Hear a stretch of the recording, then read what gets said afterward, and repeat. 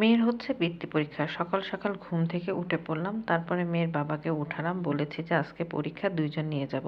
মেয়ের বাবা বলল তোমার যাওয়ার দরকার কি আছে, আমি ওকে নামিয়ে দিয়ে আসবো। কিন্তু আমি তাকে বললাম তুমি নামিয়ে স্কুলে দিয়ে আসলেও আমার তো টেনশন শেষ হবে না, কারণ আমাকেও যেতে হবে, আমাকে দেখতে হবে আমার বাচ্চা কোথায় যাচ্ছে এবং কোথায় পরীক্ষা তার হবে, তাকে আমি একদম ভিতরে সহি সালামতে দিয়ে আসছি কিনা।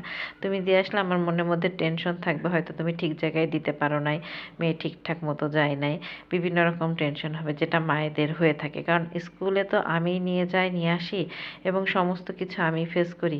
সেজন্য তার বাবাকে দিয়ে আমি খুব একটা ভরসা পাচ্ছিলাম না। আমার ভাবছিলাম যে আমার মেয়ে হয়তো সাহসও পাবে না, যদিও সে বলছিল সে বাবার সাথে যাবে, কিন্তু আমি ভাবলাম যে বাবা যদি ঠিকঠাক মতো ভিতরে দিয়ে ঠিকঠাক মতো যাবে কিনা আমার একটা টেনশন কাজ করবে, সেজন্য আমি আর গেলাম না।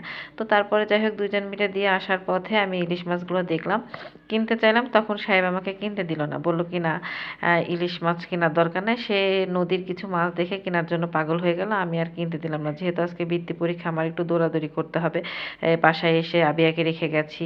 তো তারপরে মাছটা না কিনতে না দিয়ে চলে আসলাম, ছোট মাছগুলো, যদিও মাছগুলো খুবই সুন্দর ছিল, আমি তাকে কিনতে দিই নাই। তো যাই হোক পরে যখন পরীক্ষা শেষ করে আমি আবিয়াকেও নিয়ে গিয়েছিলাম, তো ওরা ওই বাজারটায় যেতে খুব পছন্দ করে স্কুল থেকে ফেরার পথে পড়ে। তো আমরা আবিয়া রাইফা তিনজন মিলে হাঁটতে হাঁটতে আসার সময় এই মাছগুলো পেয়ে গেলাম। মাছগুলোর দাম একটু রিজনেবলই ছিল, 500 টাকা করে যাচ্ছিল। সকালে এই মাছটা আমার কাছে 800 টাকা চাই। তো যাই হোক আমি 500 টাকার মাছ নিতে একটু সন্দিহান ছিলাম, তো ওরা বললো এই মাছগুলো হচ্ছে নোয়াখালীর মাছ। তো কিনে ফেললাম, যে ঠিক আছে কিনে আমি যেহেতু ফ্রাই করেই খাবো। তো আনার পরে রাইফা বেশ কিছুদিন ধরে বলছিল যে সে হচ্ছে ইলিশ পোলাও খাবে, আমারও খুব খেতে ইচ্ছা হচ্ছিল। তো ছোট মাছ দিয়ে আমি ইলিশ পোলাওগুলো রান্না করে ফেললাম। তো রেসিপি আর বললাম না, কিভাবে করলাম সেটা তো আমি আপনাদেরকে দেখালাম, কিন্তু খেতে কিন্তু দুর্দান্ত স্বাদ হয়েছিল, মজাও লেগেছিল। কিন্তু সমস্যা হচ্ছে আমার বাসায় যেটা হয়, কাটা আলা জিনিস কেউ খাইতে চায় না। আমি সাধারণত ছোট ইলিশগুলো কিনলে সেগুলো হচ্ছে প্রেসার কুকারে দিয়ে তাদেরকে নরম করে দিই কাটা, যাতে খেতে কষ্ট না হয়। তো সেদিন আর সেটা না করলাম, কারণ যদি এটা প্রেসার কুকারে দিই তাহলে সবচেয়ে সত্যি কথা হচ্ছে মাছের যে একটা টেস্ট থাকে সেটা পাওয়া যায় না। সেজন্য আমি আর না দিয়ে এমনি এমনি রান্না করলাম, তার সাথে মুরগির মাংস খানিকটা করলাম।